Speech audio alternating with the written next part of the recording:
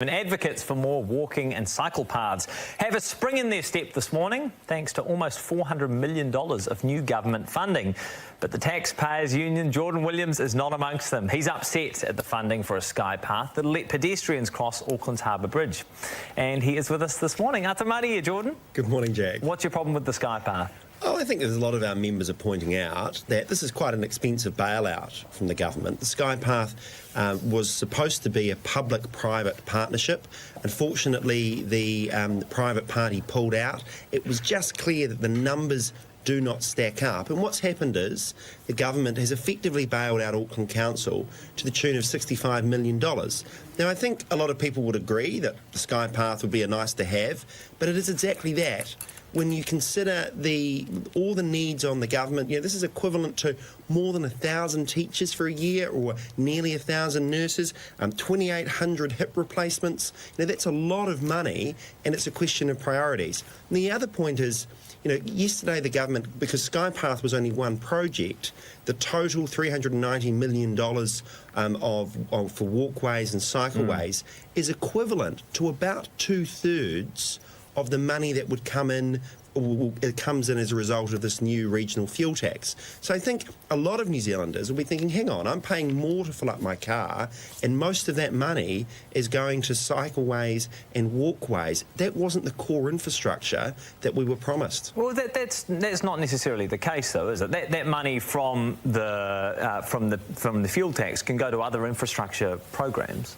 Yeah, but we're just pointing out that because so much of this money is going to Auckland Council, that's how large these amounts are. It's 2/3 of that additional revenue that came from the regional fuel tax. So that's a lot of money at a time when we don't have more money for teachers.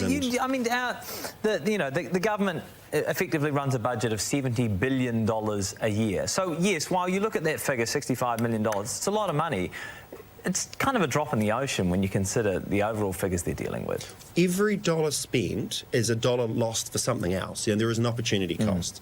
And although there is a very vocal, is a very organised pro-cycling lobby, ironically, a lot of it is ratepayer funded, these pro-cycle groups. But, and they have done a very good job of selling this project and got an enormous check from the government to do it.